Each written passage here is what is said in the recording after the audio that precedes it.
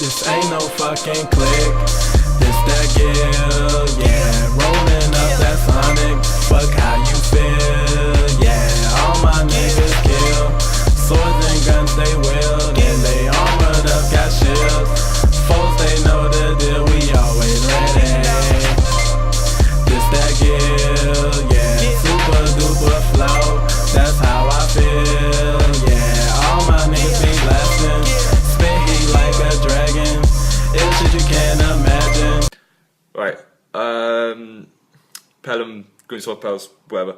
I'm gonna get this one done fairly quickly because I honestly don't have too much to say about it. Like, my handwriting is massive and I barely filled up a full page. Yeah, Naruto is 622. I rip on the series a lot, and you can sense that in the anime podcast, which was recently uploaded, which I was in. Just because it was probably my main first sort of hardcore anime series that I followed properly, episode, not just whenever it turned up on TV, much like Yu-Gi-Oh!, Dragon Ball Z, or whatever. And I've come to expect a lot of it over the years, and in my opinion, minus the last few chapters, maybe like up to, say, 10 chapters ago, I didn't enjoy a lot of it. I felt that this entire Ninja War arc wasn't too great, and it's been bad for like a year. It's recently picked up, obviously. Yeah, a lot of speculation of who is in Obito's mask and who could be controlling the Mokuton. The most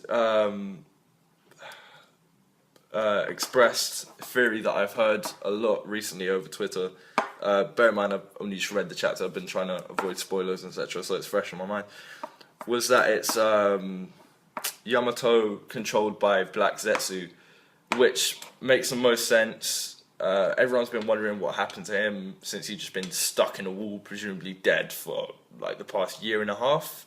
I've heard someone say 2 years even. That's a while. In terms of chapter release and not actually in series time.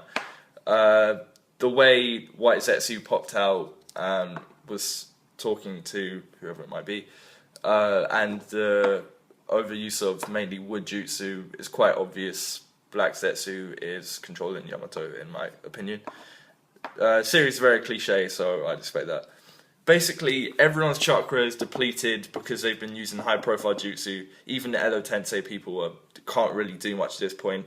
Shikamaru is at a loss, and he can barely think up a strategy. He just feels that the third is the only possible person to be able to counteract anything at the moment. So if he goes down, everyone is messed up. That's the general consensus right now.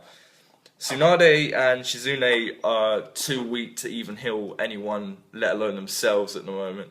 So obviously, plot piece, it's falling onto Sakura, because obviously when two of the main characters of the series, are messed up, the only person to be able to fix them is the third main character in the series. So yeah, quite obvious cliche there. Typical Karen fan service, like, why? Why is it necessary? I honestly think he's afraid at the moment to do anything. Yeah, it's just starting to feel a lot like Fairy Tail, which I'll probably review at some point. Yeah, not enjoying it. Hinata is too weak, as usual, to even get to Naruto at this point with the Nine Tails chakra.